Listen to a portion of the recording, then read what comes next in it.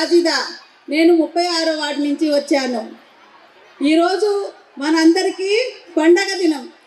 అంతా ఎటు చూసినా మనం ఆడవాళ్ళమే ఉన్నాము. మనం అందరికీ ఈరోజు పెద్ద పండుగ, ఆసరా పండగ. మన జగనన్న మనకిచ్చిన మాట ప్రకారం 4వ విడతగా మనకు ఆసరా అమౌంట్ వేశారు. ఇప్పటికీ మనం 3 సార్లు తీసుకున్నాము. ఇది 4వ విడత. మన అందరికీ ఈరోజు చాలా నిజంగానే ఆనందకరమైన రోజు. ఎందుకంటే ఇప్పటి వరకు మన మహిళలకి, మన డోక్రా వాళ్ళకి ఇంత పెద్ద ఎత్తున ఎవరు ఆసరా ఇవ్వలేదు. రుణమాఫీ అనేది ఎవరు చేయలేదు. అందుకని మనమందరం ఈ ప్రభుత్వానికి, జగనన్నకి అందరం చాలా రుణపడి ఉండాలి.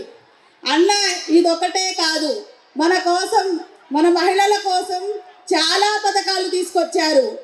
ఆసరా అని మన డోక్రా వాళ్ళకైతే వడ్డీ, 0 వడ్డీలు, అలాగే చేయుత, అమ్మఒడి, జగనన్న కాలనీ, అందరికీ ఇల్లు.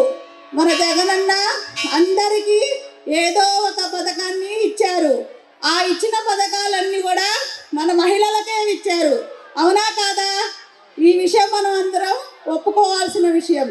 ఎందుకంటే ఇంతవరకు మన మహిళల్ని గుర్తించిన వాళ్ళు ఎవరు లేరు. మన జగనన్నే మనల్ని, ఆడవాళ్ళందరినీ గుర్తించారు. ఏ పథకం ఇచ్చినా మన పేరు, ఆడవాళ్ళ పేరునే ఇచ్చారు. మన పిల్లల్ని చదువుకోవడానికి పంపించామనుకోండి, మనకెవరన్నా ఇప్పుడు ఇలా ఇస్తున్నారు అమ్మఒడి, ఇప్పుడు దాకా ఎవరైనా ఇచ్చారా? కానీ మన అన్న ఇచ్చారు. మన అన్న వచ్చిన కారణం వల్ల మనం అందరం పిల్లల్ని బాగా చదివించుకోగలుగుతున్నాము. ఎందుకంటే ఇంగ్లీష్ మీడియం చదివించాలంటే ఎంత ఫీజులు అయ్యేవి. కానీ మన అన్న వచ్చిన తర్వాత మనకి ఇంగ్లీష్ మీడియాన్ని, గవర్నమెంట్ స్కూల్లోనే ఇంగ్లీష్ మీడియాన్ని పెట్టారు.